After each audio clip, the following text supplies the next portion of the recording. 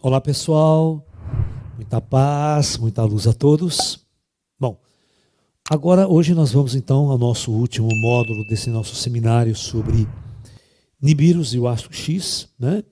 E nós vamos falar então sobre o que os astrofísicos modernos, o que os astrônomos modernos acham dessa teoria sobre Nibiros, sobre todas essas coisas, questões dos Anunnaki, dos extraterrestres e tudo mais, tá ok? Bom, eu tenho muitos amigos astrônomos profissionais que seguiram a carreira mesmo, até hoje trabalham com telescópios, né? Eu tenho muita gente ligado a grandes observatórios internacionais e tudo mais, tá? E eu converso sempre converso abertamente com eles sobre todas essas coisas, né? Bom, então veja bem,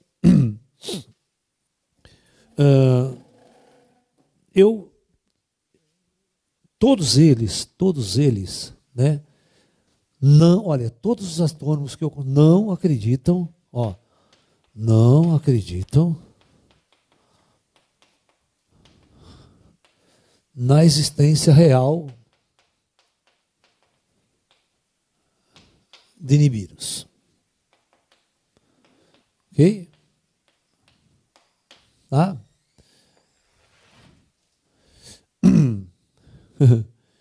Por uma série de questões, né? Por uma série de questões. Primeiro, eles dizem o seguinte: se existisse, né? Já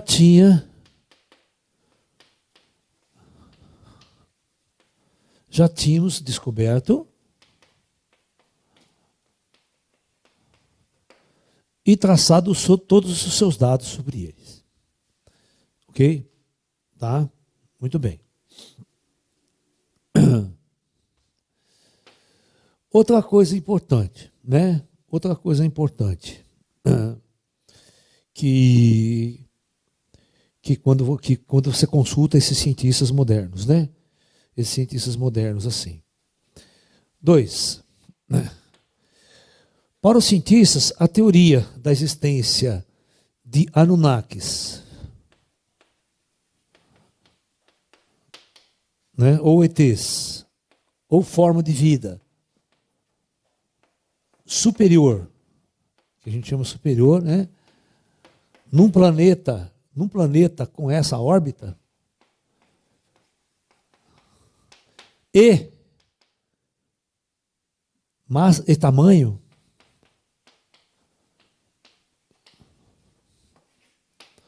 seria praticamente impossível.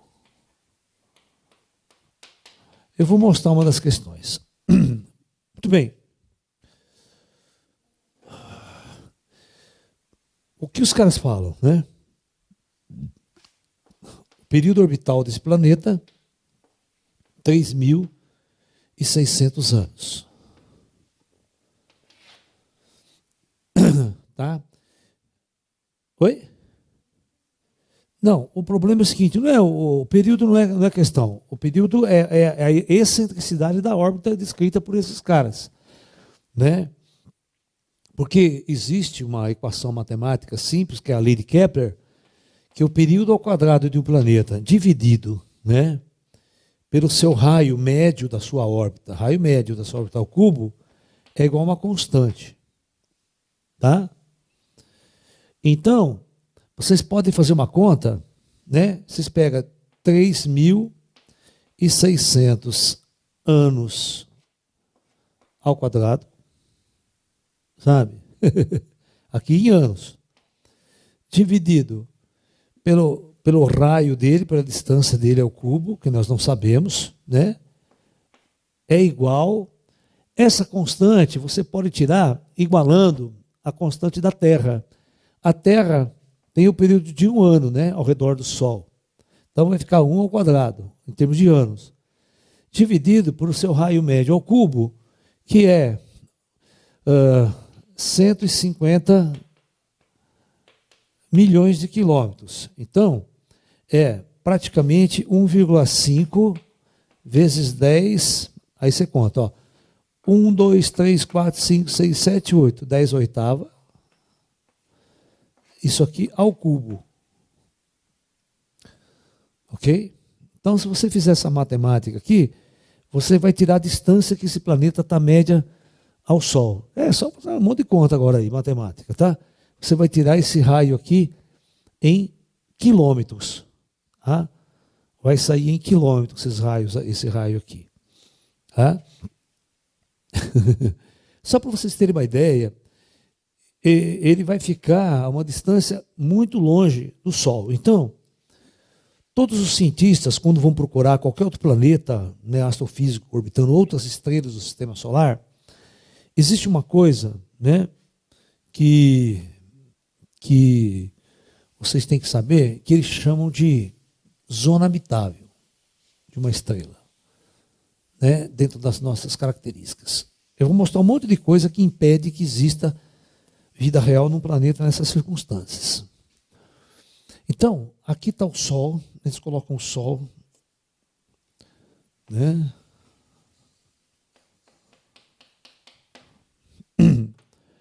Dependendo do tamanho da estrela, no caso do nosso Sol, nós temos uma posição que vai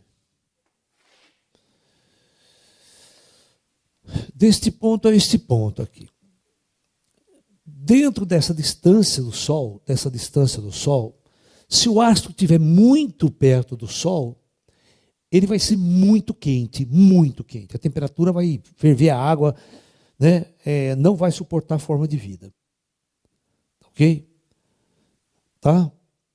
Por exemplo, é interessante que Vênus estaria numa posição que nós chamamos de habitável, mas eu vou explicar várias outras condições que o planeta tem que ter.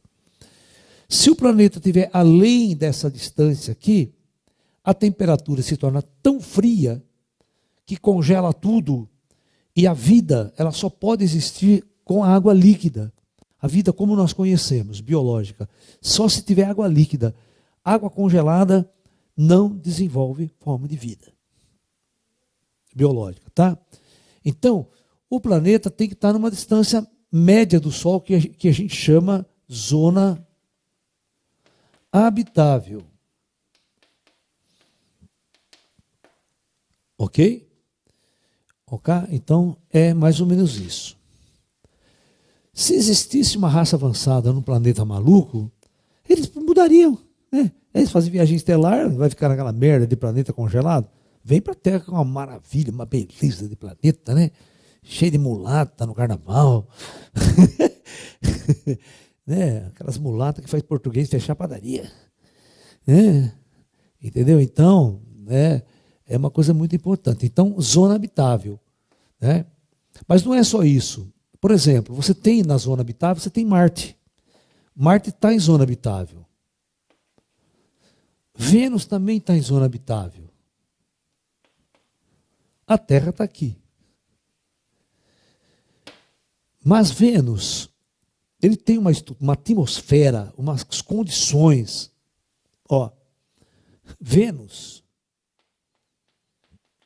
mesmo estando em zona habitável, Vênus é igualzinho à Terra em massa, em tamanho. Ele é muito igual à Terra em tamanho. Ele seria o planeta mais indicado para ter forma de vida igual a nós. Mas deu uma zebra esse planeta e ninguém sabe por que ele deu uma zebra. Ele tem uma atmosfera extremamente densa, composta basicamente de CO2, dióxido de carbono. A pressão atmosfera na superfície de Vênus chega a ser, né? Pesquisa aí na internet para mim, vê a pressão atmosfera da superfície de Vênus. Tá? Dá para pesquisar rapidinho, aí vocês vão ver. A temperatura na superfície de Vênus chega a 600 graus centígrados. O forno que vocês assam pão aí é 250 graus.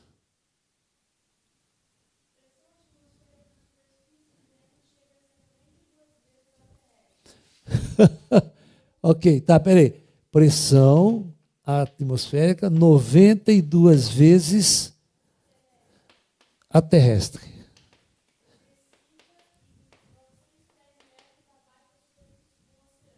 Hã?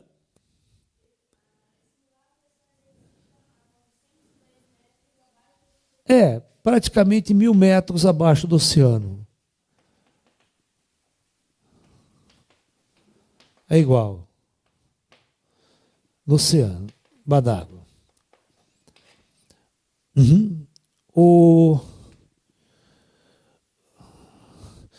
o submarino não anda nessa profundidade, sabia? No mar. Submarino. Só batiscafos, só equipamentos especiais podem descer a profundidade maior de que 1.000 metros.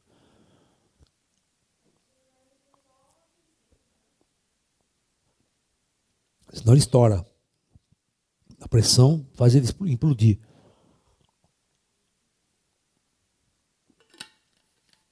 Ah, outra coisa engraçada em Vênus é exatamente a chamada a brisa da tarde.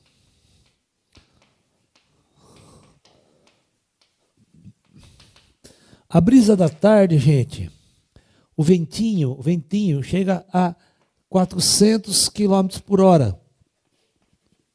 Sendo que um furacão aqui, classe 5, chega a 300. Furacão classe 5, a velocidade do vento é 300. Né? É legal viver em Vênus, né? E quando você está tranquilo em Vênus, chove ácido sulfúrico no filho da puta. Sabe o que é chover ácido sulfúrico? Você põe a mão e queima. Derrete qualquer piracoca. Até hoje, por exemplo, só uma nave russa chegou a pousar em Vênus. Ela funcionou por 1 hora só, depois derreteu. Foi o caos. Uma sonda chamada Venera. Lá na década de 70 ela foi enviada. Hoje ninguém manda sonda para Vênus. Sabia? Por exemplo, hoje ninguém manda nenhuma nave para Vênus. Porque sabe que para pousar em Vênus, imagine pousar num furacão, né? A pressão atmosférica amassando tudo. Você está entendendo? Então é um planeta infernal, terrível, qualquer forma de vida superior. Tá ok? Já Marte é um planeta super tranquilo, super light, no sentido da relação de Vênus. Temperatura, às vezes dá 25 graus, mas beleza. Mas tem hora que vai abaixo de zero, certo? É uma interessante Marte, só que Marte, a atmosfera é muito, muito fina. Pega a pressão atmosférica de Marte, aí você vai ver que interessante. É muito mais baixa do que uma atmosfera. Ela é o contrário de Vênus. Você tem que ter traje espacial para andar lá, né, por causa da pressão. Porque se fosse só para respirar, a gente botava uma máscarazinha de oxigênio e saía andando, numa boa.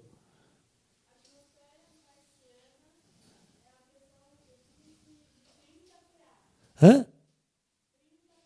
Não, eu quero saber em ATM, em atmosfera.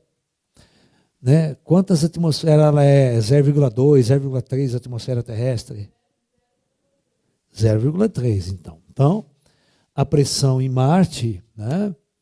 A pressão atmosférica em Marte é 0,3 da atmosfera da Terra. Ela é muito baixa. Dependendo do lugar, né? Como?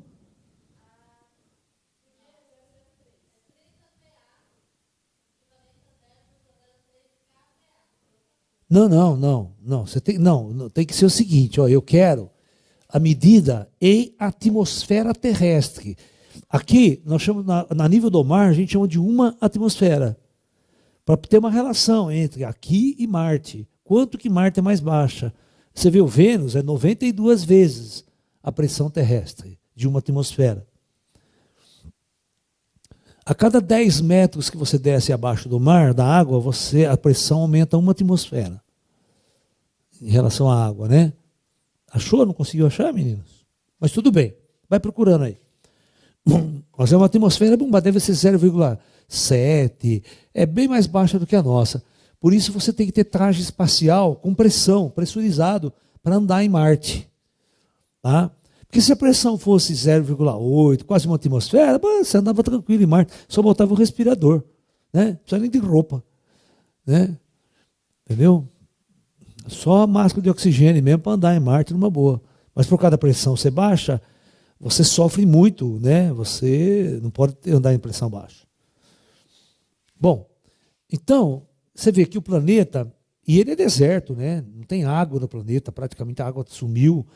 É um deserto só, de todas as partes não tem forma de vida nenhuma. A radiação desce direto. Oi?